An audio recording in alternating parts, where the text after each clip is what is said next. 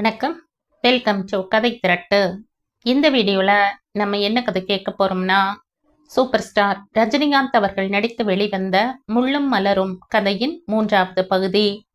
நம்ம சேனலை இதுவரைக்கும் சப்ஸ்கிரைப் பண்ணாதவங்க சப்ஸ்கிரைப் பண்ணுங்க. பக்கத்தில் இருக்கிற பெல் ஐகானை கிளிக் பண்ணி ஆல்ங்கிற ஆப்ஷனை ப்ரெஸ் பண்ணுங்க. ஸோ தட் நான் போடுற கதைகளை உடனுக்குடனே நீங்கள் கேட்கலாம். வாங்க கதைக்குள்ளே போகலாம். சுருளியாற்றில் இருந்து வீரன் வாய்க்கால் பிரியும் இடத்தில் ஒரு மேட்டுப்பாங்கான இடத்தில் தன்னந்தனியே அமைந்திருந்தது அந்த சிறிய ஓட்டுக்கூரை வீடு. இருபுறமும் உயர்ந்து நிற்கும் பச்சை பசேல் என்ற மலைகளுக்கிடையே குறுகலானதொரு பள்ளத்தில் குத்து குத்தான பாறைகளினூடே சுழித்து ஓடிக்கொண்டிருந்தது சுருளியாறு. அந்த ஆற்றின் போக்கை தடுத்து வீரன் வாய்க்காலில் திருப்பி விடுவதற்காக பாறைகளோடு சேர்த்தாற்போல் கட்டப்பட்டிருந்த ஒரு தனிவான சுவரும் அதை அடுத்து வீரன் வாய்க்கால் அணையும் இருந்தன. வீரன் வாய்க்காலில் தேவைக்கு தகுந்தாற்போல தண்ணீரை விடுவதற்கு உதவியாக ஒரு கதவு அணையில் பொருத்தப்பட்டிருந்தது. கை பலத்தாலேயே அந்த கதவை மேலும் கீழும் ஏற்றி இறக்குவதற்கு வசதியாக அணைக்கட்டுக்கு மேலே ஒரு பக்கமாக அமைக்கப்பட்டிருந்த ராட்டின இயந்திரம் பயன்பட்டது. மழை காலத்தில் சுருளியாறு வெள்ள சுழிப்புடன் சீறி வருமே, அப்போதெல்லாம் அந்த வெள்ளம் வீரன் வாய்க்காலையும் நீர்த்தேக்கத்தையும் பாதித்து சேதம் விளைவிக்காமல் தடுப்பதற்காக கதவை நன்றாக தூக்கி வெள்ள தண்ணீரை ஆற்றுப்படுகையில் திருப்பி விடுவார்கள். மற்ற சாதாரண நாட்களில் அணை கதவு அடைத்தே இருக்கும். ஆரம்ப காலத்தில் அந்த அணைக்கட்டுக்கான கட்டுமான வேலைகளும் மற்ற வேலைகளும் நடந்து கொண்டிருந்த போது ஒரு என்ஜினியர் தங்கி எல்லாவற்றையும் கவனித்துக் கொள்ள வேண்டியதாயிருந்தது. அவருடைய தேவைக்காகத்தான் மேட்டு பகுதியில் அந்த சிறிய ஓட்டுக்கூரை வீடு கட்டப்பட்டது. அணைக்கட்டு வேலைகள் பூர்த்தியான பிறகும் அந்த வீடு மாற்றி மாற்றி ஏதாவது ஒரு என்ஜினியருடைய வாசஸ்தலமாக பயன்பட்டு வந்தது. சாதாரணமாக அங்கு வந்து தங்கும் என்ஜினியர் எவரும் 2-3 மாதத்துக்கு மேல் அந்த வீட்டில் தங்குவதில்லை. சுற்று வட்டாரத்தில் எங்குமே வீடு இல்லாத அந்த இடத்தில் தன்னந்தனியே இருப்பதற்கு என்ஜினியர் தயாராக இருந்தாலும் அவருடைய குடும்பத்தினர் தயாராக இருக்க வேண்டுமல்லவா? ஆகவே அந்த வீடு வருஷத்தில் 6 மாதங்களுக்கு மேல் பூட்டித்தான் கிடக்கும். அங்கு காவலுக்காக நியமிக்கப்பட்டிருந்த கூர்கா கிழவன் போலாநாத் மட்டும் அந்த வீட்டை அடுத்தாற்போல் ஒரு சிறு குடிசை அமைத்து கொண்டு நிரந்தரமாக அங்கே குடியிருந்தான். சாதாரண காவல் வேலையை தவிர சுருளியாற்றின் வெள்ளப்பெருக்குக்கு தகுந்தாற்போல அணை கதவை ஏற்றி இருக்கும் பொறுப்பும் இப்போது போலாவிடமே விடப்பட்டிருந்தது. எதிலுமே விருப்பு வெறுப்பு இல்லாத பிராணி போலா. அவனுடைய அபிலாஷைகளின் சாம்ராஜ்யமே அவனுடைய சிறிய ஹூக்காவில் தான் அடங்கி இருந்தது. விறுவிறுப்பு இல்லாத வேலை. பசி நேரத்துக்கு ஏதாவது சாப்பிட்டு விட்டு கையில் ஹூக்காவுடன் வெயிலில் வந்து உட்கார்ந்தால் வெயிலுக்கு தகுந்தாற்போல நகர்ந்து நகர்ந்து உட்காருவதை தவிர வேறு சலனம் தேவையில்லை. சுருளியாற்றின் கலகலப்பை கேட்டுக்கொண்டே ஹூக்காவை புகைத்தவாறு மணிக்கணக்காக உட்கார்ந்திருப்பான். எந்த தவ யோகியோ விட்ட குறை தொட்ட குறைக்காக போலாவாக வந்து பிறந்திருக்கிறாரோ என்று தோன்றும். போலாவின் மனதில் ஏதாவது குறை ஒன்று உண்டென்றால் அது அந்த வீட்டை பற்றிதான். தொடர்ச்சியாக யாருமே அந்த வீட்டில் குடி இல்லாதது அவனுக்கு பெரிய குறையாகத்தான் இருந்தது. அந்த குறையும் இப்போது தீர்ந்துவிட்டது. புதிதாக வந்திருக்கும் என்ஜினியர் அந்த வீடு அமைந்திருந்த சூழ்நிலையை கண்டு பரவசமாகி பேசவில்லையா? தெய்வத்தை தேடி வேறு எங்கே போக வேண்டும்? ஒரு மனிதன் நிரந்தரமாக இங்கேயே தங்கி இருந்தால் நிச்சயமாக தெய்வத்துடன் ஐக்கியமாய் விடுவான் என்பதில் என்ன சந்தேகம்? அந்த மாதிரி பரவச பேச்சை போலா அங்கு வந்து தங்கிய வேறு யாரிடமும் கேட்டது கிடையாது. ஏதோ நடுக்காட்டில் கொண்டு விட்டது போலத்தான் பட்டுக்கொள்வார்கள். வந்த நாளிலிருந்தே வேறிடத்துக்கு முயற்சி செய்து 1-2 மாதங்களுக்குள் போயும் விடுவார்கள். இந்த சாபாவது அப்படியெல்லாம் இல்லாமல் நீண்ட நாட்கள் இங்கே தங்கி இருப்பார் என்ற நம்பிக்கையும் நிம்மதியும் சில நாட்களாக போலாவுக்கு ஏற்பட்டிருந்தன. ஏய் கூர்கா! இதமான மாலை வெயிலை நுகர்ந்தவாறு அரை கண் மூடி ஹூக்காவின் ரசனையில் ஆழ்ந்திருந்த போலா முரட்டு குரலில் இந்த அழைப்பை கேட்டதும் புத்துணர்வு பெற்று திரும்பினான். காளி அண்ணன் நின்று கொண்டிருந்தான். அரே காளி, என்ன தம்பி? ஐயால்ல, இன்னும் டியூட்டில இருந்து திரும்பல, நீ உட்காரு என்று எதிரே இருந்த புல் மேட்டை காட்டினான் போலா. அவனுக்கு தமிழ் பேச்சு சரளமாக வரும்.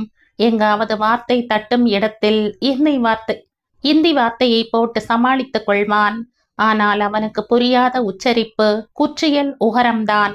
உட்காரு என்று சொல்லும் போது கடைசியில் உள்ள ரூவை பாதியாக உச்சரிப்பதை அவன் ஒப்புக்கொள்வதில்லை. மாறாக நீட்டியே உச்சரிப்பான்.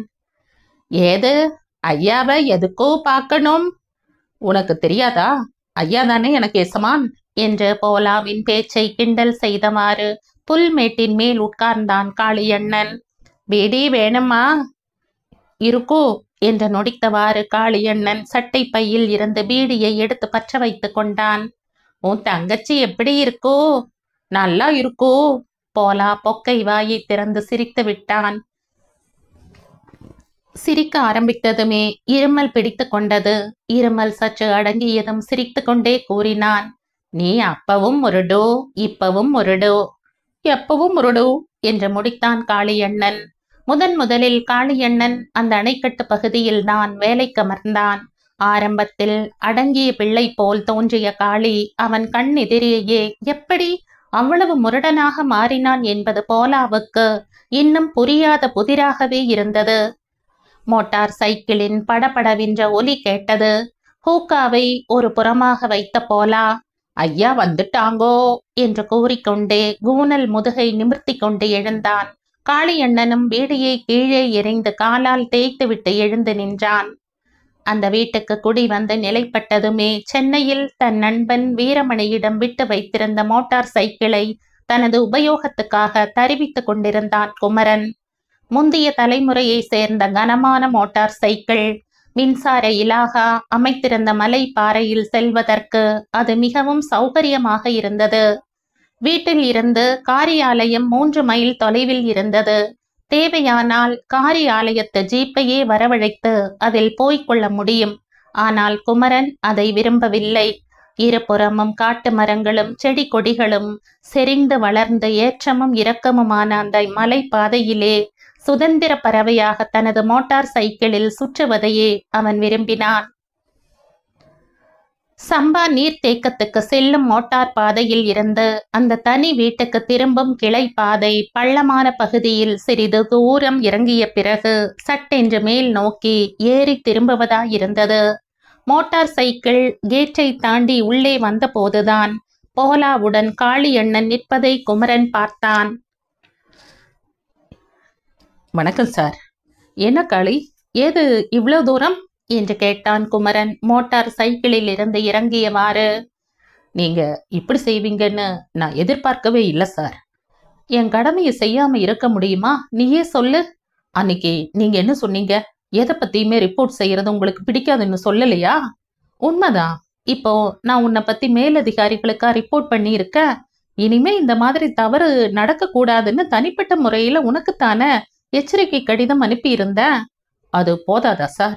ஆபீஸ் மூலமா வந்து எச்சரிக்கை எப்படியும் என் சர்வீஸ பாதிக்கத்தானே செய்யும். பாதிப்பதும் பாதிக்காததும் நீ மேல் கொண்டு நடந்து கொள்வதை பொறுத்து இருக்கிறது என்றான் குமரன் சாந்தமாக. ஓஹோ என்று உருமினான் காளியண்ணன் முகத்தை கடுமையாக வைத்துக்கொண்டு. அவன் முகத்தோற்றத்தை கவனிக்காதவன் போல் குமரன் கூறினான். இதையெல்லாம் மனசுல போட்டுக்கொள்ளாத காளி. இனிமேலாவது ஒழுங்கா உன் வேலையை கவனி போ என்று கூறிவிட்டு அங்கே நிற்காமல் வீட்டை நோக்கி நடக்க ஆரம்பித்தான். அவனை தொடர்ந்து நடந்தவாறே காளியண்ணன் கூறினான். சார், ஆரம்ப காலத்திலிருந்து இங்கேயே என் வேர்வையை சிந்தி உழைச்சு வர ஆளு நான். இதுவரைக்கும் யாரும் என் வேலையில குறை சொன்னதில்லை. நேத்து வந்தவங்க நீங்க. உங்ககிட்ட இருந்து நான் எச்சரிக்கை கடுதாசிய வாங்கி கட்டிக்கும்படி ஆயிடுச்சு. அதுக்கு என்ன செய்யறது காளி? நான் வந்ததும் வராததுமா தானே இந்த தவறுதல் நடந்திருக்கு. நான் நேத்து வந்தவனா இருக்கலாம். ஆனா உன் குற்றத்தை கண்டிக்கும் அதிகாரமும் பொறுப்பும் எனக்கு உண்டு இல்லையா? சார், இந்த காளியை நீங்க புரிஞ்சுக்கிடல. அதுக்கு அவசியம் இல்ல. தவிரவும் ஆபீஸ் விவகாரத்தை வீட்டு வரைக்கும் கொண்டு வந்து மல்லுக்கு நிக்கிறது எனக்கு கொஞ்சமும் பிடிக்காது. சார், நீங்க அதிகார மமதையில என்னை எப்படி வேணும்னாலும் அவமானப்படுத்தலாம்னு நினைச்சுக்கிட்டு இருக்கீங்க. ஆனா இந்த காளி தன்மானம் உள்ளவன் சார். அத நீ உன் வேலையில காட்டணும். காட்டத்தான் போற. நீங்களும் பார்க்கத்தான் போறீங்க.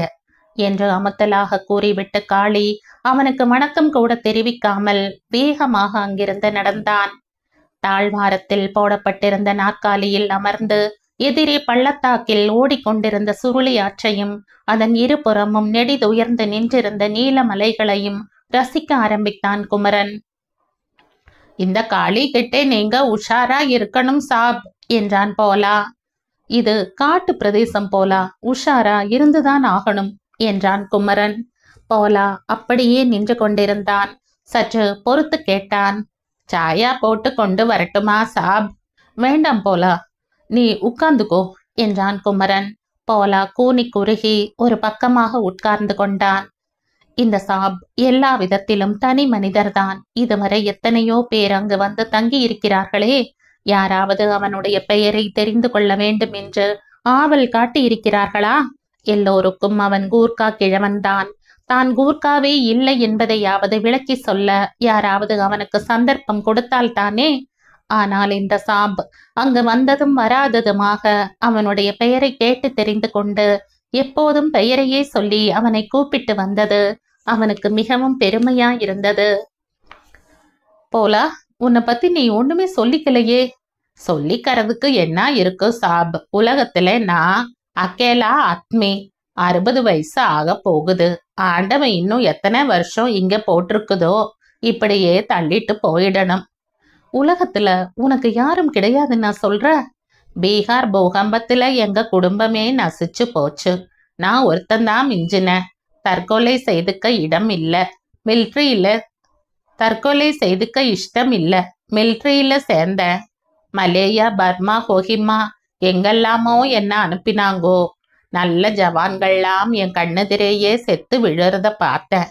ஆனா எனக்கு சாவு வரல என்று கூறி வந்த போலா சட்டென்று தன் கண்களை துடைத்து விட்டு கொண்டான். வருத்தப்படாத போலா, என்ன பாரு, உன்னை போலவேதான் நானும். சொந்தம்னு சொல்லிக்க எனக்கும் இந்த உலகத்துல யாரும் கிடையாது என்றான் குமரன். என்ன சாம் தமாஷ் பண்றீங்க? இல்ல போலா, உண்மையிலேயே நான் வாழ்வில் தனிக்கட்டைதான். நான் பிறக்கும் போதே தாயை விழுங்கி கொண்டுதான் பிறந்தேன்.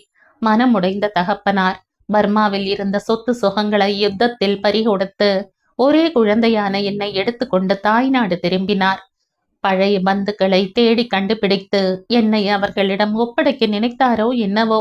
ஆனால் தாய் நாட்டில் கால் வைத்த மறு மாதமே அவர் காலம் முடிந்து விட்டது. அப்படியா சாப்? என்ன கஷ்டம். தாய் தந்தை இருவர் முகத்தையும் பார்த்தறியாத அனாதையாகத்தான் இந்த உலகில் நான் என் வாழ்க்கையை துவங்கினேன். அப்பா கையோடு கொண்டு வந்திருந்த ரொக்கை தொகை பாங்கியில் எனக்காக வளர்ந்து கொண்டிருந்தது. அதை முதலாக்கி என்னிடம் ஒப்படைக்கும் பொறுப்பை ஏற்றுக்கொண்டிருந்த வக்கீல் எனக்கு தெய்வம் போல் உதவினார். என்னை ஒரு ஆசிரமத்தில் சேர்த்துவிட்டு என் படிப்புக்கெல்லாம் ஏற்பாடு செய்தார். ஆனால் என் துரதிர்ஷ்டம் என் தெய்வத்தையும் என்னிடம் இருந்து பறித்து விட்டது. தந்தையின் ஸ்தானத்தில் அவரை வைத்து வணங்க நினைத்த என் ஆசையில் மண் விழுந்தது. நான் கல்லூரி படிப்பை முடித்து வெளியே வருவதற்குள்ளேயே அந்த உத்தமரும் என்னை தனிமரமாக நிறுத்திவிட்டு போய்விட்டார். கேட்கவே துக்கமா இருக்கு சாப். ஆனா என்னை பார்த்தா இப்படியெல்லாம் துன்பம் அனுபவித்தவன் என்று தெரிகிறதா? எல்லாவற்றையும் துடைத்து போட்டுவிட்டு எவ்வளவு கவலை இல்லாமல் சுற்றி கொண்டிருக்கிறேன். படிச்சவங்களுக்கும் படிக்காதவங்களுக்கும் அதுதான் வித்தியாசம் என்றான் போலா ஒரு பெருமூச்சுடன். சூரியன் மலை வாயில் விழுந்து விட்டது. அந்தி சிவப்பு எங்கும் படர ஆரம்பித்திருந்தது. மலை முகடுகளில் மரங்கள் தீப்பற்றி எரிவன போல் தோன்றின. சுற்றி இருந்த காட்டு மரங்களில் சில் வண்டுகளின் ஒரே நிதானமான ரீங்காரம் ஒலிக்க தொடங்கிவிட்டது. சட்டென்று போலா ஏதோ நினைத்து கொண்டவன் போல் எழுந்தான். சாப், மறந்தே போயிட்ட. ஒரு கடுதாசி உங்களுக்கு வந்திருக்கோ? கடுதாசியா? எங்க, எப்படி என்றான் குமரன் வியப்புடன். தப்பா பெரிய ஆபீஸ் அட்ரஸ் போட்டிருக்காங்கோ. பெரிய ஆபீஸ் ஜீப் இந்த ராஸ்தா போகும்போது கொண்டு வந்து கொடுத்தாங்கோ என்று விவரித்தவாறு அந்த கடிதத்தை எடுத்து வருவதற்காக தன் குடிசையை நோக்கி விரைந்த போலா காட்டரளி புதர் மறைவில் யாரோ நிற்பதை பார்த்துவிட்டு திகைத்து நின்றான். யாரது? நான் தான் தாத்தா என்று கூறியவாறு புதர் மறைவில் இருந்து வெளிப்பட்ட வள்ளி அவன் எதிரே வந்து நின்றதும் போலாவுக்கு ஒரே வியப்பாய் போயிற்று. வள்ளி, நீ எங்க வந்த? ஐயாவை பார்க்கணும்னு. அண்ணன் ரொம்ப கோபமா வந்துச்சு. என்ன ஆகுமோன்னு பயந்து நானும் பின்னாலேயே வந்தேன். அண்ணா அதே கோபத்தோட திரும்பி போறத பார்த்தேன். இங்க தப்பு தாண்டாவா ஒன்னும் நடக்கலையே என்ற பதற்றத்துடன் கேட்டாள் வள்ளி. ஒண்ணுமே நடக்கல வள்ளி. பாய வந்த புலிக்கு உருமல் கூட சரியா கிளம்பல. எனக்கு பயமா இருக்கு தாத்தா. பயப்படாத வள்ளி, ஐயா தங்கமான ஆளு. யாரும் அதுங்கிட்ட தப்பா நடந்துக்க முடியாது. ஆமாம் தாத்தா, ஐயா உங்ககிட்ட பேசிக்கிட்டு இருந்ததெல்லாம் என் காதுல விழுந்துச்சு. பாவம், அந்த ஐயாவை பத்தி யாருதான் அப்படி நினைக்க முடியும் என்றாள் வள்ளி பெருமூச்சுடன். சரி சரி, இருட்டுக்கு முன்ன நீ வீட்டுக்கு போ, ஒன்னுக்கும் கவலைப்படாத என்று அவளை முதுகில் தட்டி கொடுத்து விட்டு போலா கடிதத்தை எடுத்து வருவதற்காக குடிசைக்குள் சென்றான். வள்ளி அங்கிருந்து செல்வதற்காக திரும்பினாள். அதற்குள் ஐயாவே எழுந்து வருவார் என்று அவள் எப்படி எதிர்பார்க்க முடியும்? போலாவிடமிருந்து கடிதத்தை பெற வேண்டும் என்ற பரபரப்புடன் குமரன் அங்கு வந்தபோது வள்ளியை பார்த்து விட்டான். இதென்ன, நீ இங்க வந்த? சார், அண்ணன் தப்பு தண்டாவா ஏதாவது பேசியிருந்தாலும் மன்னிச்சுக்கங்க. வெளி பார்வைக்குத்தான் முரடா தெரியும், ஆனா அது மனசுல ஒன்னும் கிடையாது. அண்ணனுக்கு தங்கை சிபாரிசா? பேஷ். ஆபீஸ் வேலை இப்படியெல்லாம் நடந்தா உருப்பட்டா போலதான். தப்பு என் மேலதான் சார், அண்ணன் மேல கிடையாது. அதனாலதான் என் மனசு கேட்கல, ஓடி வந்த. அது என்னைக்கோ நடந்த விஷயம். இனிமேலாவது உங்க அண்ணனை ஒழுங்கா வேலையை கவனிக்க சொல்லு. இன்னொன்னும் சொல்லி வைக்கிறேன், நீ விவரம் தெரியாத பொண்ணு. இப்படியெல்லாம் துணிச்சலா தன்னந்தனியே வரக்கூடாது. ஆபத்துக்கு பாவம் இல்லைன்னு இங்க யாருக்கும் ஆபத்து இல்ல. காலா காலத்துல நீ வீடு போய் சேராம இருந்தாதான் ஆபத்து. நான் வரேன் சார் என்று அவனை கையெடுத்து கும்பிட்டு விட்டு வள்ளி அங்கிருந்து சென்றாள்.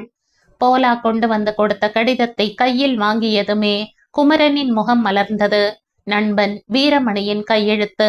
தனக்கு உலகில் யாருமே கிடையாது என்று சற்று முன் சொன்னது எவ்வளவு மடத்தனம்! உயிருக்குயிரான வீரமணி இருக்கும்போது அவனை தனிமரம் என்று யார் சொல்ல முடியும்? ஆறாமர உட்கார்ந்து கடிதத்தை படிக்க வேண்டும் என்ற துடிப்புடன் வராந்தாவை நோக்கி விரைந்தான். அன்று வெள்ளிக்கிழமை அதிகாலையிலேயே மங்கா வள்ளியை தேடி வந்து விட்டாள். இப்போதெல்லாம் கன்னிமலை கௌரியம்மன் கோயிலுக்கு போவதற்கு வள்ளியை விட துடியாக முன் வந்து நிற்பது மங்காவின் வழக்கமாகிவிட்டது. அது அவளுக்கு புதுமை நிறைந்த வேடிக்கையாகவும் விளையாட்டாகவும் இருந்தது. உள்ளே வருவதற்காக வெளிக்கதவை கட்டியிருந்த கயிற்றை அவிழ்க்க அவள் முயற்சி செய்து கொண்டிருந்த நேரத்தில் அப்போதுதான் வேலைக்கு கிளம்பி கொண்டிருந்த காளியண்ணன் அங்கு வந்து நின்றான். கயிற்றின் முடிச்சு கை விரல்களுக்கு அசைந்து கொடுக்காதிருக்கவே கதவோடு கதவாக குனிந்து கயிற்றை பல்லால் கடித்து அவிழ்க்க முயற்சி செய்து கொண்டிருப்பதை பார்த்து அவனுக்கு எரிச்சலாய் வந்தது. ஏ மங்கா, என்ன வேலை இது என்றான் அதட்டலாக. தலை நிமிர்ந்த மங்கா எதிரே காளியண்ணன் நிற்பதை பார்த்ததும் தலையை சிலுப்பி விட்டு கொண்டு முறைப்பாக முகத்தை வைத்து கொண்டாள். இந்த வேலைக்கு கதவு மட்டும் போதாதா, கைத்து வேற கட்டி வைக்காட்டி என்னவாம்? திறந்து வீட்டை பார்த்தா நாய் கூட தாராளமா நுழைஞ்சிடும் தெரியுமில்ல. நாய் தான் உங்க வீட்டை தேடி வரும் போல இருக்கு. சாதாரணமா வர்றவங்க கைத்து கடிக்க மாட்டாங்க என்று குத்தலாக கூறிக்கொண்டே காளியண்ணன் கதவை அனாயசமாக திறந்து கொண்டு வெளியே சென்றான். இரண்டு கைகளையும் இடுப்பில் ஊன்றிக்கொண்டு விரைப்பாக நின்ற மங்கா அவன் சென்ற திசையையே முறைத்து பார்த்தாள். ஆளப்பாரு என்ற மாவாயை தோளில் இடித்து அழகு காட்டிவிட்டு விடுவிடுவென்று வீட்டுக்குள் சென்றாள். வள்ளி, வள்ளி! அடுப்படியில் வேலையாயிருந்த அஞ்சலை அத்தை தான் பதிலுக்கு குரல் கொடுத்தாள். வாமங்க, வள்ளி வாய்க்காலம் முழுகு போயிருக்கு. நீ முழுகிட்டு வந்துட்டியா? முழுகிறதா? அதுக்குள்ளேயுமா? போகும்போது அருவிக்கரையிலேயே முழுகிட்டு போயிடலாம்னு நினைச்சேன். போனா போகுது. வள்ளியக்கா என்ன செய்யுதோ அதான் எனக்கும். நானும் வாய்க்காலுக்கு போய் முழுகிட்டு வந்துடட்டுமா அத்தை? டீ கொஞ்சம் மிச்சம் இருக்கு, சாப்பிட்டுட்டு போயேன் என்று அலுமினிய குவளையை அவள் பக்கம் நகர்த்தினாள் அத்தை. நானா வேண்டாம்னு சொல்ல போறேன் என்று கூறிய மங்கா ஒரே மூச்சில் அந்த டீயை குடித்துவிட்டு குவளையை கீழே உருட்டி விட்டாள். பின்பு தோட்டத்தில் குதித்தோடி சென்று வாய்க்கால் தண்ணீரில் தொப்பென்று விழுந்தாள். மங்கா, மெல்ல, வாய்க்கால்ல நிறைய தண்ணி விடுறாங்க, இன்னைக்கு காலை இழுத்துட்டு போகுது, ஜாக்கிரத என்று எச்சரித்தாள் வள்ளி. காலை இழுத்தா என்ன நஷ்டம்? வாய்க்கால்ல உருண்டிக்கிட்டே போய் ஏரிக்கலையை எட்டிடலாமே, அந்த நட மிச்சம்தானே. அப்படியே நேர டிராலியில ஏறி உட்கார்ந்து ஜம்முன்னு கன்னிமலைக்கு போயிடலாமே என்று சிரித்தாள் மங்கா. முழுகிறது தான் முழுகிற, தலைக்கு எண்ணெய் வச்சுக்கிட்டு முழுகிறது தானே என்றாள் வள்ளி கண்களை மூடிக்கொண்டு தலைக்கு சீகைக்காயை தேய்த்தவாறு. தலைக்கு எண்ணெய் வச்சு முழுகிற பழக்கமே என்கிட்ட கிடையாது. எண்ணெய் போகிறதுக்கு சீகைக்காய் தேய்ச்சா அது என் கண்ணு ரெண்டிலையும் விழுந்து தொலைக்கும்.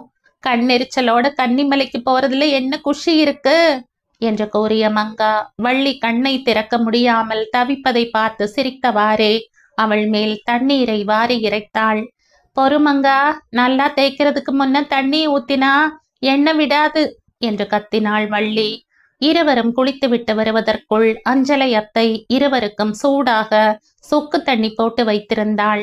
விவரம் தெரியாமல் அதை ஒரே மூச்சில் குடிக்க நினைத்த மங்கா ஒரு மிடறு உள்ளே போனதுமே காரம் தாங்காமல் துள்ளி துள்ளி குதிக்க ஆரம்பித்து விட்டாள். ஐயோ, டீன்னு நினைச்சனே, சுக்கு தண்ணின்னு தெரியவே தெரியாதே என்ற வாயை துடைத்து துடைத்து விட்டு கொண்டு நிலை கொள்ளாமல் தவித்தாள். போனா போகுது, கொஞ்சம் பாலை குடி, சரியா போகும் என்ற குவளையில் பாலை ஊற்றி கொண்டு வந்தாள் அத்தை.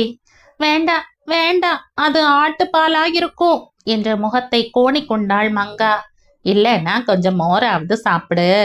மோரா? ஐயையோ, மோர் இருக்கிற பக்கம் போனாலே எனக்கு தணுப்பு பிடிச்சுக்குமே என்று மீண்டும் தன் தவிப்பை தொடர்ந்தாள் மங்கா. வள்ளி எங்கிருந்தோ தேன் பாட்டிலை தேடி பிடித்து கொஞ்சம் தேனை அவள் நாக்கில் தடவவும் மங்காவின் தவிப்பும் அடங்கவில்லை, கூச்சலும் அடங்கவில்லை. வெள்ளிக்கிழமை என்ற வள்ளி காலையில் பலகாரமோ சாப்பாடோ எதுவும் சாப்பிடுவதில்லை. எவ்வளவு நேரமானாலும் சரி, கன்னிமலை கௌரி அம்மனுக்கு படையல் படைத்துவிட்டு திரும்பி வந்த பிறகுதான் சாப்பிடுவாள். கன்னிமலைக்கு போய் வருவதில் இந்த ஒரு விஷயம்தான் மங்காவுக்கு பெரிய இடைஞ்சலாய் இருந்தது. அப்பப்பா, காய காய அம்மா தூரம் போய் வர்றதுக்குள்ள எப்படி கண்ணை இருட்டிக்கிட்டு வந்துடுது தெரியுமா என்றாள் வள்ளியிடம். நான் தான் விரதம் வச்சிட்டு இருக்கேன், அதுக்காக நீ ஏன் சாப்பிடாம இருக்கணும் என்றாள் வள்ளி. ஆமா மங்கா, காளி தம்பிக்காக இன்னைக்கு தோசை சுட்டேன், வேண்டிய தோசை கிடக்கு, சாப்பிட்டுட்டு போயேன் என்ற ஆசை காட்டினாள் அஞ்சலையத்தை. அந்த நப்பாசைக்கு எங்கே இடம் கொடுத்து விடுவோமோ என்று அஞ்சியவள் போல மங்கா இரண்டு காதுகளையும் பொத்தி கொண்டாள். எங்க வள்ளியக்கா காய காய இருக்கும்போது நான் வயிறு ரொம்ப சாப்பிட்டுடுவேனா? அந்த பாவம் மட்டும் ஒரு நாளும் செய்ய மாட்டேன் என்றாள் கண்களை உருட்டி உருட்டி விழித்தவாறு. வள்ளி சிரித்து கொண்டே அவளை கட்டி கொண்டாள். இருவரும் வழக்கம் போல் காளியண்ணனின் உடும்பு கொட்டகைக்கு போய் அங்கிருந்து சாலையில் கன்னிமலைக்கு செல்வதென்ற திட்டத்துடன் வீட்டை விட்டு புறப்பட்டனர். வழியில் வள்ளி தான் புதிதாக கண்டுபிடித்த மலர் தோட்டத்தில் இருந்து மனம் கொண்ட மட்டும் மலர்களை பறித்து மடியில் கட்டி கொண்டாள். அவ்வளவு பூவையும் பெரிய மாலையா கட்டி கௌரியம்மனுக்கு சாத்த போறேன் என்றாள் மங்காவிடம். இவ்வளவு நல்ல பூ பூக்கிற இடம் இங்க இருந்தும் இத்தனை நாளும் நமக்கு தெரியாம போச்சே என்றாள் மங்கா அந்த மலர்களை வியந்தவாறு. எனக்கும் அதுதான் ஆச்சரியமா இருந்துச்சு. அன்னைக்கும் அத்தைகிட்ட விசாரிச்சேன். 5-6 வருஷத்துக்கு முன்னால இந்த பக்கத்துல ஒரு சாமியார் இருந்தாராம். அவர்தான் இந்த பூந்தோட்டத்தை இங்க உண்டாக்கி இருக்கணும்னு அத்தை சொல்லுச்சு. சாமியார் எந்த தெய்வத்தை பூசை செய்யறதுக்காக இதெல்லாம் வச்சாரோ அந்த பூவெல்லாம் இப்ப கௌரியம்மன் பூசைக்காக நீ பறிச்சுக்கிட்டு போற. கௌரியம்மன் வேற, மத்த தெய்வம் வேறையா? எல்லாம் ஒண்ணுதானே. இன்னும் பார்க்க போனா சாமியார் இந்த பூசை செய்ததும் கௌரியம்மனைத்தானோ என்னமோ, யாரு கண்டது? பேசிக்கொண்டே இருவரும் உடும்பு கொட்டகை அருகே வந்தபோது காளியண்ணன் அத்திமர மேட்டில் உட்கார்ந்து சாவகாசமாக பீடி குடித்து கொண்டிருந்தான். எங்க வந்தீங்க 2 பேரும்? இன்னைக்கு வெள்ளிக்கிழமையாச்சே அண்ணே, மறந்துட்டியா? கன்னிமலைக்கு தானே போகணும், காலை வீசி போட்டு நடந்து போங்க. ஐயையோ, நடந்தா? வேலைய போறவங்களைத்தான் சாலியில ஏத்தலாமாம், மத்தவங்களை ஏத்துறதுக்கு புது ஐயா உத்தரவு தேவையாம். அப்படி அந்த ஐயா உத்தரவு போட்டிருக்காரா என்ன என்று கேட்டாள் வள்ளி. ஆமா, கண்டவங்களை எல்லாம் நான் சாலியில ஏத்திடுறேனா? பொல்லாதவராய் இருப்பார் போலிருக்கே அந்த புது ஐயா என்றாள் மங்கா. எல்லாம் நீ விதைச்சவனதான். அன்னைக்கு ஆட்டம் காட்டின பாரு, அதுக்கப்புறம் ஒண்ணு மாத்தி ஒண்ணு என் தலைக்கு வந்துகிட்டே இருக்கு என்றான் காளியண்ணன் வெறுப்புடன். அதெல்லாம் ஏன் தலை மேல ஏன் வைக்கிற? நீ ஒழுங்கு தவறி நடந்திருப்ப. ஒழுங்கு நிலைநாட்டுறதுக்காக அவங்க உத்தரவு போட்டிருப்பாங்க. சர்க்கார் உத்தியோகம்னா சும்மாவா என்றாள் மங்கா. ஆத்திர மகிதியில் பல்லை கடித்தான் காளியண்ணன். வள்ளி கன்னிமலைக்கு போறதா இருந்தா காலா காலத்துல போயிடு. இந்த மங்கா இங்க நின்னு தாறுமாற பேசிட்டு இருந்தா எனக்கு கோபம் தாங்காது என்றான். உள்ளது சொன்னா உடம்பெரியுது வேறென்ன என்றாள் மங்கா ஏளன புன்னகையுடன் எங்கோ பார்த்தவாறு.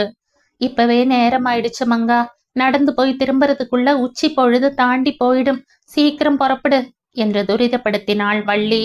இப்பவே கால் ரெண்டும் கெஞ்சுது என்று கூறிய மங்கா சட்டென்று சமாளித்து கொண்டு, ஆமா என்ன பிரமாதம், இந்த குறுக்கு வழியே நமக்கு வேண்டாம், நேர் வழியா போய் நேர் வழியா திரும்பி வருவோம், அதுதான் தமாஷா இருக்கும் என்ற குதூகல குரலில் கூறியவாறு துள்ளி குதித்து கொண்டே வள்ளியை தொடர்ந்து அங்கிருந்து நடந்தாள். பைத்தியம் பைத்தியம் என்று தலையில் அடித்து கொண்டான் காளியண்ணன். அதே சமயம் அவன் கண்கள் மங்கா சென்ற திசையையே பார்த்து கொண்டிருந்தன. அவள் கண்ணுக்கு மறையும் வரை பார்த்து கொண்டே இருந்தன. அருவிக்கரையை அடுத்த ஒரு திடலில் இருந்து மலை சரிவு வழியே ஒரு ஒற்றையடி பாதை வேலன் கடவு வரை செல்வதற்கு உதவும் குறுக்கு பாதையாக அமைந்திருந்தது. அஞ்சலயத்தை ராவுத்தர் கடையில் இருந்து சாமான்கள் வாங்கி வர அந்த பாதை வழியாகத்தான் செல்வது வழக்கம் என்ற வள்ளிக்கு தெரியும். வேலன் கடவு வரை அந்த பாதை வழியே போவதில் 4 கல் தூரத்தை மிச்சப்படுத்த முடியும். வேலன் கடவு போய் சேர்ந்து விட்டால் அங்கிருந்து கன்னிமலை அதே தூரத்தில் இல்லை. மோட்டார் பாதை வழியே 1/2 கல் நடந்தால் அதற்கப்புறம் கன்னிமலை பிரதேசம்தான். மலைச்சரிவில் அந்த குறுகலான ஒற்றையடி பாதை வழியே பேசிக்கொண்டே நடக்க ஆரம்பித்தனர் வள்ளியும் மங்காவும். உங்க அண்ணன் புது ஐயான்னு சொல்லிச்சே, அந்த ஐயா ரொம்ப கண்டிப்புக்காரர் போல இருக்க என்றாள் மங்கா. பெரிய உத்தியோகத்துல இருக்கிறவங்க கண்டிப்பா இல்லாட்டி முடியுமா என்றாள் வள்ளி. என்ன இருந்தாலும் வள்ளியக்கா, அந்த டிராலி வண்டியில இறங்கி போறது எவ்வளவு தமாஷா இருந்துச்சு, அதுல மண் விழுந்துருச்சு இப்போ என்று அழைத்து கொண்டாள் மங்கா. சட்டென்று புதிதாக ஏதோ கண்டுபிடித்தவள் போல கூறினாள். இல்ல வள்ளியக்கா, அந்த ஐயா ஒண்ணுமே சொல்லியிருக்க மாட்டாரு, எல்லாம் உங்க அண்ணன் கட்டி விடுற கதை. நம்ம சாலியில ஏத்தி அனுப்புறதுல அதுக்கு இஷ்டம் இல்ல, அவ்வளவுதான் சமாச்சாரம். வள்ளி சிரித்தாள். இத்தனை நாளும் இஷ்டம் இல்லாமத்தான் ஏத்தி அனுப்பிச்சிட்டு இருந்துச்சா? இத்தனை நாள கதை வேற. உங்க அண்ணனுக்கு என் மேல பொல்லாத கோபம், அதுதான் சமாச்சாரம் தெரிஞ்சுக்க என்றாள் மங்கா தீர்மானமாக. மங்கா மங்கா, உன்னை போல வெகுளி பெண்ண எங்கேயுமே பார்க்க முடியாது என்று சிரித்தாள் வள்ளி. வழியில் பாறைகளுக்கிடையே சிலு சிலுவென்று ஓடிக்கொண்டிருந்தது பளிங்கு போன்ற மலை தண்ணீர். அக்கா, தாகமா இருக்கு, கொஞ்சம் தண்ணி குடிச்சுக்கிடுறேன் என்று அந்த ஓடையில் இறங்கி தண்ணீரை 2 கைகளிலும் அள்ளி அள்ளி பருகினாள் மங்கா. அப்பா, இப்பதான் கொஞ்சத்துக்கு கொஞ்சம் பசி அடங்கினாப்பில் இருக்கு என்ற திருப்தியுடன் கூறிக்கொண்டே பாறைகளில் தாவி குதித்து வள்ளியிடம் வந்து நின்றாள். மங்கா, எனக்கு ஒரு யோசனை தோணுது என்றாள் வள்ளி. என்ன? அந்த ஐயாவையே நேர்ல கேட்டா என்ன? எதை பத்தி? அடுத்த வெள்ளிக்காவது நாம 2 பேரும் சாலியில கன்னிமலைக்கு போறத பத்தி தான். சரிதான், உனக்கு காலு 2ம் கெஞ்ச ஆரம்பிச்சிடுச்சா என்று சிரித்தாள் மங்கா. நான் எப்படியாவது சமாளிச்சுக்குவேன், உன்னோட தவிப்ப பார்த்தாதான் எனக்கு கஷ்டமா இருக்கு என்றாள் வள்ளி. பலே அக்கா, நீ சமயத்துக்கு தகுந்தாப்புல பேசி தப்பிச்சுக்கிடுறியே என்று அவள் தோளில் இடித்த மங்கா சற்று பொறுத்து கூறினாள். அது இருக்கட்டும் அக்கா, அந்த ஐயா யாரு? நீ யாரு? நேர்லயே கேட்க போறேங்கிறியே, என்ன துணிச்சல் உனக்கு? நல்ல காரியத்துக்கு தானே கேட்க போறோம், கௌரியம்மனை நினைச்சுக்கிட்டா துணிச்சல் தன்னை போல வந்துடாது என்றாள் வள்ளி.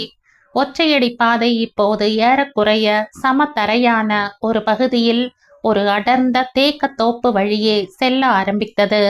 ஏறி வரும் வெயிலுக்கு இதமாக அந்த தோப்பில் மட்டும் மெல்லிய மஞ்சு திரை படர்ந்திருந்தது.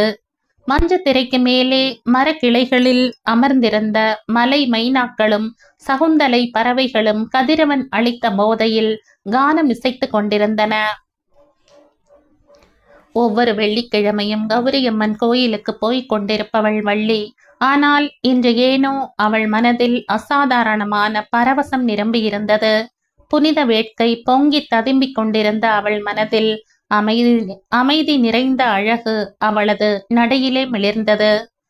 என்ன தோன்றியதோ மங்காவுக்கு பக்கவாட்டில் விழிகளை திருப்பி வள்ளியின் நடை அழகை ரசித்தவாறே நடந்து கொண்டிருந்தாள்.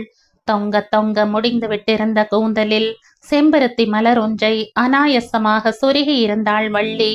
பிறை போன்ற அவள் நெற்றியில் மஞ்சள் மினுமினுப்புக்கு நடுவே பளிச்சென்று துலங்கிய குங்கும திலகமும் துல்லியமான விபூதிக்கேற்றும் சௌமியமான அவள் முகத்திற்கு தெய்வீக சோபையை அளித்திருந்தன.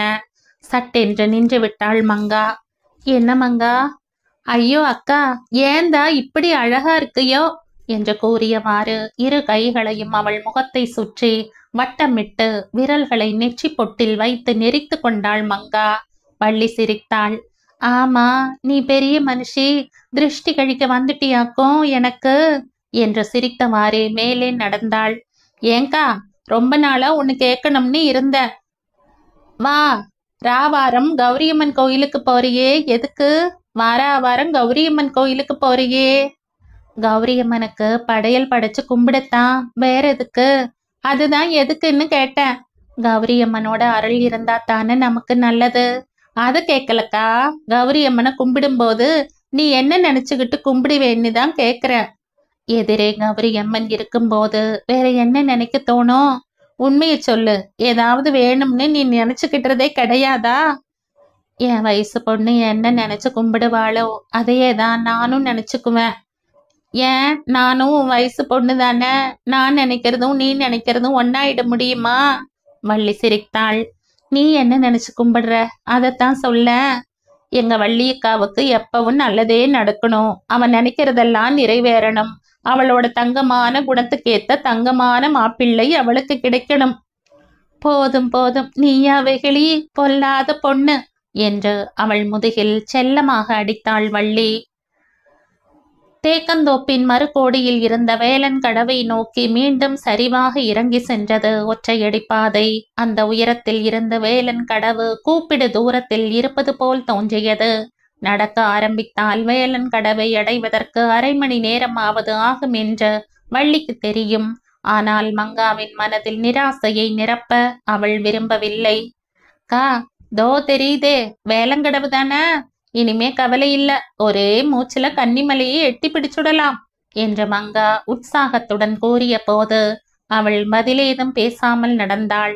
அன்று வேலன் கடவில் வருடாந்திர சந்தை நடந்து கொண்டிருந்தது. சுற்று வட்டாரத்தில் உள்ள சிறிய குடியிருப்புகளில் இருந்தெல்லாம் ஜனங்கள் அன்று அங்கே வந்து கூடியிருந்தார்கள். சாதாரணமாக தூங்கி வழிந்து கொண்டிருக்கும் வேலன் கடவு அன்று அளவுக்கு மிஞ்சிய ஜன நடமாட்டத்தால் கலகலப்பு நிறைந்திருந்தது. அந்த ஜனக்கூட்டத்தை பார்த்து மங்காவுக்கு உற்சாகம் தாங்கவில்லை. ஐயோ வள்ளிக்கா, இன்னைக்கு இங்கேயே இருந்துடணும் போல இருக்கே, கோவிலுக்கு கட்டாயம் போய்த்தான் ஆகணுமா என்று கேட்டுவிட்டாள். கோயிலுக்கு வந்திருக்கியா, வேடிக்கை பார்க்க வந்திருக்கியா, நட சீக்கிரம் என்று வள்ளி ஒரு குழந்தையை அதட்டுவது போல அவளை அதட்டியதும் மங்கா மறுபேச்சில்லாமல் அவளுடன் நடந்தாள். மோட்டார் பாதை வழியே நடந்து கன்னிமலை திருப்பத்தை அவ்விருவரும் வந்தடைய அதிக நேரம் பிடிக்கவில்லை. அங்கிருந்து மீண்டும் ஒரு நடைபாதை மலைக்கு மேலே சுற்றி சுழன்று சென்றது. அதற்கு முடிவே இருக்காதோ என்ற யாத்ரீகர் மலைக்கும் சமயத்தில் திடீரென்று சற்றும் எதிர்பாராத விதமாக ஆலமரங்கள் சூழ்ந்த சமதரையுள்ள மேட்டு பகுதியும் அதன் நடுவே சின்னஞ்சிறிய கௌரியம்மன் கோயிலும் குளமும் காட்சியளிக்கும்.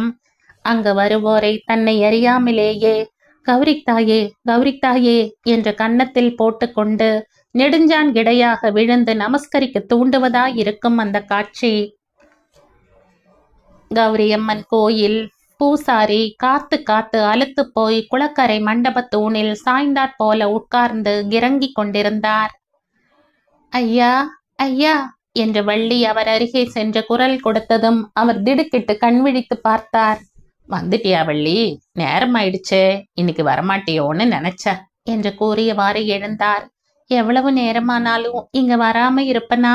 இன்னைக்கு நடந்து வரும்படி ஆயிடுச்சு என்றாள் வள்ளி. அப்படி சொல்லு. நல்ல வேலை, கோயில பூட்டிக்கிட்டு வீட்டுக்கு போறதுக்கு இருந்த, நடுவுல உறக்கம் வந்து காப்பாத்திச்சு என்று கூறிய பூசாரி குளத்தில் இறங்கி கை கால்களை கழுவி கண்களை துடைத்து கொண்டு கோயிலுக்குள்ளே சென்றார். குளக்கரை மண்டபத்திலேயே நடுவில் படையில் போடுவதற்கான மண் அடுப்பு இருந்தது. அதற்கு வேண்டிய மண் பானை, அரிசி, பருப்பு முதலான சாமான்களையும் வழக்கம் போல ஒரு பையில் போட்டு கொண்டு வந்திருந்தாள் வள்ளி. வழி நெடுக மங்கா சுள்ளிகளை ஒடித்து சேகரம் செய்து கொண்டு வந்திருந்தாள். அடுப்பை மூட்டி உலையேற்றி வைத்துவிட்டு வள்ளி மலர்களை மாலையாக கட்ட உட்கார்ந்தாள். மாலை கட்டி முடிவதற்கும் பாத்திரத்தில் படையில் சோறு பதமாகி நிறைவதற்கும் சரியாயிருந்தது. சொல்லி வைத்தாற்போல பூசாரியும் வந்து நின்றார். படையல் சோற்றை அம்மனுக்கு படைக்க எடுத்து செல்வதற்கு. பூசாரி ஐயா, இந்த மாலையா அம்மனுக்கு சாத்திடுங்க என்றாள் வள்ளி. பேஷ் பேஷ், உன் மனசு போலவே உன் கழுத்திலையும் மாலை வந்து விழணும் என்று வாழ்த்தியவாறு பூசாரி மாலையை எடுத்துக்கொண்டு அம்மன் சந்நிதிக்கு சென்றார். வள்ளியும் மங்காவும் அவரை தொடர்ந்து சென்றனர். கௌரி அம்மன் விக்கிரகம் சிறியதுதான், ஆனால் அழகும் அருளுமே உருவாக காட்சியளித்தது. எந்த சிற்பி அவ்வளவு தன்மயமாகி அதை சமைத்திருந்தாரோ? பூசாரி மாலையை சாத்தியதும் பன்மடங்கு எழிலுடன் பிரகாசித்தாள் கௌரி அம்மன். வள்ளியின் பரவசம் எல்லை மீறியது. உணர்ச்சி பெருக்கால் அவள் கண்களில் நீர் மல்கியது. என்னென்னவோ எண்ணங்கள் அவள் மனதில் பொங்கி நின்றன. தீபச்சுடர் ஒளியில் அவள் கண்களில் பளபளத்த கண்ணீரை கண்டு மங்காவுக்கும் அழுகை வந்துவிடும் போல் இருந்தது. கஷ்டப்பட்டு அடக்கி கொண்டாள். வள்ளிக்கு பிரார்த்தனை எதுவும் தெரியாது. 8வது வரை படித்திருந்தாளே ஒழிய துதி பாடல் எதுவும் அவளுக்கு பாடமாகவில்லை. மௌனமான பிரார்த்தனைக்கே அவள் பழக்கப்பட்டிருந்தாள். கௌரித்தாயே, கௌரித்தாயே என்ற ஜபம் மட்டும்தான் அவள் நெஞ்சில் அப்போது நிறைந்திருந்தது. பூசாரி கௌரி அம்மனுக்கு தீபாராதனை செய்து இருவருக்கும் குங்கும பிரசாதம் வழங்கினார். பிரசாதத்தை இட்டு கொண்ட பின் இருவரும் சந்நிதியில் விழுந்து கும்பிட்டுவிட்டு வெளியே வந்தபோது அவர்கள் எதிரே கோயிலை நோக்கி 3 வந்து கொண்டிருந்தனர். 2 ஆடவர், 1 பெண். அந்த இருவரில் ஒருவர் புதிய என்ஜினியர் குமரன் என்பதை கண்டதும் வள்ளி கோயில் வாசற்படியிலேயே தயங்கி நின்றாள். குமரனும் அவளை அந்நிலையில் பார்த்து வியப்பு ததும்பும் விழிகளுடன் அருகே வந்து சற்று தயங்கினான். வணக்கம் சார் என்றாள் வள்ளி இயல்பான மரியாதையுடன். வள்ளி, நீ நடந்து வர காரணமா இருந்ததுக்கு என்னை மன்னிச்சிடு. போகும்போது நடந்து போக வேண்டாம். நாங்க தரிசனம் செய்து கொண்டு வரும் வரை பொறுத்திருந்து சாலையிலேயே உச்சி கடவுக்கு போயிடலாம் என்றான் குமரன். அவன் குரலில் இருந்த கனிவு வள்ளிக்கு தேனா இருந்தது. சரி சார் என்று கூறிய அவள் இனம் புரியாத பூரிப்புடன் குளக்கரை மண்டபத்தை நோக்கி நடந்தாள். வள்ளியக்கா, உங்கூட பேசினாரே, அவர்தான் அந்த புது ஐயாவா என்ற வள்ளியின் தோள்களை உலுக்கி கேட்டாள் மங்கா. குளக்கரை மண்டபத்தை அடைந்ததும், ஆமா மங்கா, அவர் கூட வந்தது யாருன்னு புரியல. அந்த ஐயாவுக்கு தெரிஞ்சவங்களா இருக்கலாம். அந்த பொண்ணு எப்படி இருந்தா பார்த்தேல்ல? பணக்கார வீட்டு பொண்ணுன்னு நல்லா தெரியுது. அப்படித்தான் தோணுது. அது எப்படியோ பணத்தோட மினுமினுப்பு உடம்புல வந்துடுதே. ஆனா ஒண்ணு வள்ளியக்கா, என்னதான் மினுமினுக்கு இருக்கட்டும், வைரமா வாரி மேலே போட்டுக்கிட்டு இருக்கட்டும், எதிரே நிக்க முடியுமா அந்த பொண்ணால? சீச்சி, தப்பு மங்கா. அவங்க யாரோ நம்ம யாரோ, எதுக்கு அந்த மாதிரி எல்லாம் பேசணும்? எனக்கு பிடிக்கல, அவ்வளவுதான். மனசுல தோணினத பட்டு பட்டுன்னு பேசிடணும். அப்பதான் எனக்கு நிம்மதி என்றாள் மங்கா. நல்ல நிம்மதி என்று சிரித்தாள் வள்ளி. அது சரி, அந்த ஐயா உங்கூட அவ்வளவு நல்லா பேசினாரே, முன்னாலேயே உன்னை தெரியுமா? அண்ணனுக்கு சோறு கொண்டு போன போது ஒரு தரம் பார்த்திருக்காரு. அப்புறம் ஒரு தரம் அண்ணன் அவரை பார்க்க அணைக்கட்டு வீட்டுக்கு போயிருந்த போது. அண்ணன் அண்ணன், எப்ப பார்த்தாலும் உனக்கு உங்க அண்ணன் நினைவுதான். எனக்கு உங்க அண்ணனை கொஞ்சம் கூட பிடிக்கல, தெரிஞ்சுக்க என்று பொறுமை இழந்து குறுக்கிட்டாள் மங்கா. அதுக்காக நான் எங்க அண்ணனை விட்டு கொடுத்துட முடியுமா என்று சிரித்தாள் வள்ளி. நம்ம காலை ஒடிக்கணும்னு தானே அந்த ஐயா மேல பழி வச்சது உங்க அண்ணன். இப்ப அதே ஐயா நம்ம சாலியில ஏத்திக்கிட்டு மேல போக போறாரு. உங்க அண்ணன் எங்க கொண்டு போய் மூஞ்சியை வச்சுக்குதுன்னு நானும் பாத்துடுறேன் என்று மங்கா கூறிய போது வள்ளியின் மனதில் அச்சம் தோன்றியது. அந்த ஐயாவுடனும் மற்றவருடனும் உச்சிக்கடவுக்கு சாலியில் சென்றால் அண்ணனுக்கு கோபம் வந்துவிடுமே. அண்ணனின் கோபம் அசுர கோபமாயிற்றே. மங்கா, சாலி எதுக்கு? வந்த வழியாவே திரும்பி போயிடுவோமே என்றாள். அதெல்லாம் முடியாது, டிராலியில தான் போகணும். இல்லாட்டா நான் இங்கிருந்து நகரவே மாட்டேன் என்று அடம் பிடித்தாள் மங்கா. வள்ளி வற்புறுத்தி கூறியிருந்தால் ஒருவேளை மங்கா கிளம்பி இருந்தாலும் இருப்பாள். ஆனால் அதற்குள் குமரனும் மற்றவர்களும் தரிசனத்தை முடித்து கொண்டு கோயிலில் இருந்து திரும்பி வந்துவிட்டனர். என்ன, நீங்க 2 பேரும் புறப்பட தயார்தானா என்று கேட்டவாறே அருகில் வந்தான் குமரன். நாங்க நடந்தே போயிடுறோமே என்றாள் வள்ளி தயங்கியவாறு. சாலி உங்களுக்காக மேல போக போகுது, எங்க கூட நீங்களும் வரப்போறீங்க. இருந்தாலும் சாலி சின்னது தானே, எங்களால உங்களுக்கு ஏன் தொந்தரவு என்றாள் வள்ளி. குமரனுடன் வந்திருந்த பெண் இப்போது குறுக்கிட்டாள். குமரண்ணா, இந்த பெண் சொல்றது சரிதானே? நாம 3 பேர் மட்டும்னா தாராளமா போக முடியும்.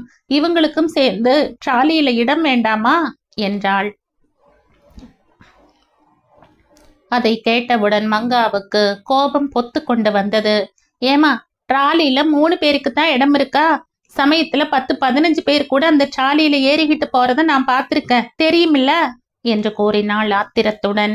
வெடுக்கென்று பேசிய மங்காவை வியப்புடன் பார்த்தான் குமரன். நிலைமையை சமாளிக்க நினைத்த வள்ளி மங்காவை பார்த்து கூறினாள். மங்கா, வெட்டி தகராறு இதுக்கு? நாம தான் நடந்து போக தயாரா இருக்கமே. வேண்டாம், சாலியில 10-15 பேராவது, சாத்தியம் இல்லாட்டாலும் 5 பேர் தாராளமா போக முடியும், நெருக்கடியே இருக்காது என்றான் குமரன். ஆமாம் கனகா, இவங்க வர்றதால நமக்கு என்ன இடைஞ்சல் என்றான் குமரனுடன் வந்திருந்த நண்பன் வீரமணி. என்னவோ அண்ணா, எனக்கு தோணுனதை சொன்னேன், அப்புறம் உங்க இஷ்டம் என்ற முகத்தை கடுமையாக வைத்து கொண்டு கூறினாள் கனகா. கௌரியம்மன் கோயிலில் இருந்து சாலி பாதை அதிக தூரத்தில் இல்லை. ஏற்றமும் இறக்கமுமான வழி என்றாலும் அரை கல்லுக்கு மேல் இருக்காது. அந்த வழியில் நடப்பதென்றாலே வள்ளிக்கு ஒரே உற்சாகம். வழியெல்லாம் குட்டை குட்டையான புன்னை மரங்களும் புங்க மரங்களும் பச்சை பசேல் என்று அடர்ந்திருக்கும். ஜன நடமாட்டமே இல்லாத குளிர்ச்சியான காட்டுப்பாதை. என்ன கிளிகள், என்ன கிளிகள்! 1000 கிளிகள் அந்த மரங்களில் உட்கார்ந்து மழலை மொழி பேசிக் கொண்டிருக்கும். பச்சை கிளிகள் மட்டுமல்ல, பஞ்சவர்ண கிளிகளை கூட வள்ளி அந்த கிளி கூட்டத்தில் பார்த்திருக்கிறாள். அவ்வளவு கிளிகளுக்கும் அந்த மரங்களின் மீது என்னதான் பாசமோ! என்ன வீரமணி, இவ்வளவு கிளிகளை நீ சேர்ந்தா போல எங்கேயாவது பார்த்திருக்க முடியுமா என்றான் குமரன் தன் நண்பனை பார்த்து. அற்புதம், அற்புதம் என்றான் வீரமணி. இதுங்க போடுற கூச்சல் தான் சகிக்க முடியல. வழியெல்லாம் இதுங்களோட எச்சம் வேற, நடக்கிறதே கஷ்டமா இருக்கு என தன் அருவருப்பை வெளியிட்டாள் கனகா. கனகா, இது காட்டு பிரதேசம் அம்மா, நாசுக்கும் நாகரீகமும் இங்க கட்டி வராது என்றான் குமரன். நல்ல சூடு கொடுத்தாரு என்ற வள்ளியை தோளில் இடித்து அவள் காதில் கூறினாள் மங்கா. ஏதோ காட்டு கோயில பாக்குறதுக்காகவா இவ்வளவு தூரம் ஏன் வந்தோம்னு இருக்கு. பங்களாவிலேயே உட்கார்ந்திருந்தா நிம்மதியா பொழுதும் போயிருக்கோம் என்றாள் கனகா. கனகா, வீட்லயே உட்கார்ந்துருக்கறக்கா இவ்வளவு தூரம் புறப்பட்டு வந்திருக்கோம். 4 இடம் சுத்தி பார்த்தா தானே நல்லா இருக்கும் என்றான் வீரமணி. சுத்தி பாக்குறதுக்கு என்ன வச்சிருக்கீங்க? திரும்பின பக்கம் எல்லாம் காடு மலை, காடு மலை. 3 நாளா இதே கன்றாவிய பார்த்து பார்த்தா அலுத்து போச்சு. குமரன் சிரித்தான். வீரமணி, பட்டணத்தை விட்டு புறப்படுறதுக்கு முன்னமேயே உன் தங்கிக்கு இந்த பிரதேசத்தை பத்தி எல்லாம் நீ சரியா விவரித்து சொல்லல போல இருக்கு என்றான். எல்லாம் சொன்ன தானும் என்னோட வரணும்னு ஒரே பிடிவாதமா இருந்தவன் அவதானே. பச்சோந்தி மனசு, வேற என்ன? ஊட்டி மாதிரி கலகலப்பா தமாஷா இருக்கும்னு நினைச்சேன். இங்க ஒண்ணுமே இல்லையே, வெறும் காடு. சந்திக்கிற ஜனங்களும் வெறும் காட்டு ஜனங்க என்றாள் கனகா. கனகா, போதும் போதும், இதுக்கு மேல பேச்ச வளர்க்க வேண்டாம். உனக்கு பிடிக்காட்டா நீ வீட்லயே இரு. வெளியே எங்கூட சுத்தித்தான் ஆகணும்னு யாரும் உன்னை வற்புறுத்தல என்றான் வீரமணி. வீடு மட்டும் என்ன வாழுதான்? திரும்ப திரும்ப அந்த ஆத்தையும் அலையையும் தவிர வேற ஒன்னையும் பார்க்க முடியாது. இன்னும் எத்தனை நாளைக்கு தான் இங்கேயே கட்டி போட்டாப்புல உட்கார்ந்துக்கிடுமோ என்று அழுத்து கொண்டாள் கனகா. கோயிலுக்கு போய் வர உத்தேசமாக இவ்வளவு நேரமாகும் என்ற குறிப்புடன் அதற்கு தகுந்தாற்போல சாலியை இறக்கி வைக்கும்படி காளி அண்ணனிடம் கூறியிருந்தான் குமரன். எல்லோரும் சாலி பாதையை அடைந்த போது சாலி அங்கே தயாராக காத்திருந்தது. சாலியில் உட்காருவதற்கு எதிரெதிராக 2 பலகை பெஞ்சுகள் தான் அமைக்கப்பட்டிருந்தன. ஒரு பெஞ்சில் வள்ளியையும் மங்காவையும் உட்கார சொல்லி எதிர் பெஞ்சில் கனகா, வீரமணி இருவருடன் தானும் உட்கார்ந்து கொண்டான் குமரன். பின்பு விஞ்ச் ஷெட்டுக்கு அறிவிப்பதற்காக தண்டவாளத்தோடு நெடுகிலும் போடப்பட்டிருந்த தந்தி கம்பியை இரும்பு நுனியுள்ள கழியால் தட்டினான். இது எதுக்காக என்று கேட்டான் வீரமணி. கழியால் கம்பியை தொடும்போது இதில் ஓடிக்கொண்டிருக்கும் மின்சார இயக்கம் தடைபடுகிறது. அதன் பலனாக விஞ்ச் ஷெட்டில் மணி ஒலிக்கும். இந்த விதத்தில் நமக்கு சாலி தேவைப்படுகிறது என்பதையோ சாலியில் புறப்பட தயாராகிவிட்டோம் என்பதையோ நாம் விஞ்ச் ஷெட்டில் உள்ள ஆளுக்கு உணர்த்த முடிகிறது என்று குமரன் விவரித்து கொண்டிருக்கும் போதே சாலி மேல் நோக்கி நகர ஆரம்பித்தது.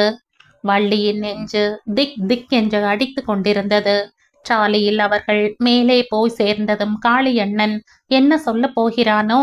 கோயிலுக்கு சாலியிலேயே போய் வருவதற்கு இந்த ஐயாவிடமே அனுமதி கேட்க வேண்டும் என்று அவள் நினைத்தது போக, இந்த ஐயாவை கோவிலில் சந்திக்காமல் இருந்தால் எவ்வளவோ நிம்மதியாய் இருந்திருக்குமே என்று நினைக்க ஆரம்பித்திருந்தாள். இப்போது யக்கோ, கீழே தள்ளிடும் போலிருக்கு என்று சிரித்து கொண்டே அவளை கட்டி கொண்டாள் மங்கா. மேல் பக்கத்து பெஞ்சில் அவர்கள் உட்கார்ந்திருந்ததால் சாலி ஏற்றத்தில் ஏறும்போது அவர்கள் முன்னுக்கு விழுந்து விடுவார்களோ என்ற அச்சம் தோன்றியது. வள்ளி காலை கெட்டியாக ஊன்றிக்கொண்டு பக்கவாட்டு சட்டத்தை பலமாக பிடித்து கொண்டாள். சாலி மேலே செல்ல செல்ல மலை சரிவு கீழ் நோக்கி செல்வது போல் இருந்தது. சரிவில் ஒரு பொட்டு மேகம் கூட இல்லை. கிடுகிடு பாதாளத்தை நோக்கி செங்குத்தாக இறங்குவது போன்றிருந்த அந்த சரிவு பயங்கரமான எழிலுடன் காட்சியளித்தது. 3 புறமும் கண்ணுக்கு எட்டிய தூரம் வரை நிமிர்ந்து நின்ற நீலமலைகள். நடுவே அந்த சரிவு பாதை மலையரசன் மார்பில் வீரத்தாடவும் அணிந்திருந்தது போல் துலங்கியது. சரிவில் அமைந்திருந்த பென்ஸ்டா குழாய்களும் சாலி தண்டவாளங்களும் மலை பாம்புகளும் சாரை பாம்புகளும் ஒன்றோடொன்று போட்டி போட்டுக்கொண்டு கீழிறங்கி செல்வது போல் வள்ளியின் கண்ணுக்கு தோன்றின. தூரத்தில் எங்கோ வெகு தொலைவில் பவர் ஹவுஸ் ஒரு சிறிய நெருப்பு பெட்டியைப் போல் காட்சியளித்தது. அதற்கப்பால் தனது இயல்பான படுகையில் அமைதியாக ஓடிக்கொண்டிருந்தது சுருளியாறு. அந்த பகலொளியில் மின்னல் கொடியைப் போல் பளிச்சிட்டு கொண்டிருந்தது. பள்ளத்தின் காட்சிகளையெல்லாம் நாம் பார்ப்பதற்கு எதிர் மெஞ்சுதான் இன்னும் சௌகரியமாயிருக்கும் இல்லையா என்று கேட்டான் வீரமணி. ஐயையோ, அதில் உட்கார்ந்தா நான் கீழே விழுந்துடுவேன் என்றாள் கனகா. கனகாவுக்காகத்தான் நான் இந்த பெஞ்சில் உட்கார்ந்து கொண்டேன். இறங்கும்போது எதிர் பெஞ்சில் உட்காருவது கஷ்டம் இல்லை. ஏறும்போது கீழே தள்ளுவது போலத்தான் இருக்கும். பழகினவர்களுக்கே பயமாயிருக்கும் என்றான் குமரன். இறங்கி போகும்போது பள்ளத்து காட்சி எல்லாம் தான் நன்றாய் பார்த்தாயிற்றே, இன்னும் என்ன பார்க்க வேண்டியிருக்கிறது என்றாள் கனகா. சாலி மெல்ல மெல்ல மேலேறி சென்று நிலைக்கு வந்து நின்றது. எல்லோரும் சாலியை விட்டு இறங்கினர். அண்ணனின் கண்களில் படாமல் எந்த வழியாகவாவது தப்பி ஓடிவிட முடியாதா என்று அலை பாய்ந்தன வள்ளியின் கண்கள்.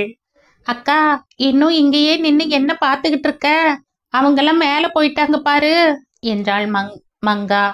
அண்ணன் கட்டாயம் கோவிக்குத்தான் போகுது என்றாள் வள்ளி. கோவிக்கிறதுக்கு என்ன இருக்கு? மேல இருந்து கீழே வர்றதுக்கு தான் உங்க அண்ணன் தயவு வேணும். கீழே இருந்து மேல போறதுக்கு அது என்ன அண்ணாவி என்றாள் மங்கா. நீ சொல்லுவ, என் மனசு கிடந்து அடிச்சுக்கிறது எனக்கெல்லாம் தெரியும் என்றாள் வள்ளி. இருவரும் உடும்பு கொட்டகையை சமீபித்த போது கொட்டகையில் இருந்து காளியண்ணன் வெளியே வந்தான். ஓஹோ, நீங்க கூடவா என்றான் அவர்களை முறைத்து பார்த்து கொண்டே. மற்ற மூவரும் அத்திமரமேட்டருகே நிழலில் நின்று கொண்டிருந்தனர்.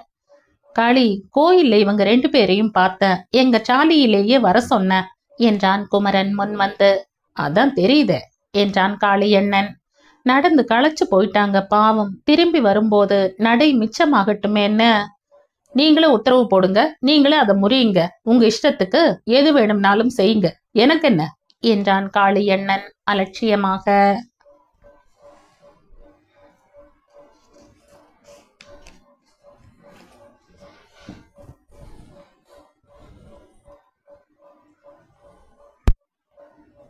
இந்த கதையின் தொடர்ச்சியை அடுத்த பதிவில் கேட்கலாம். நன்றி.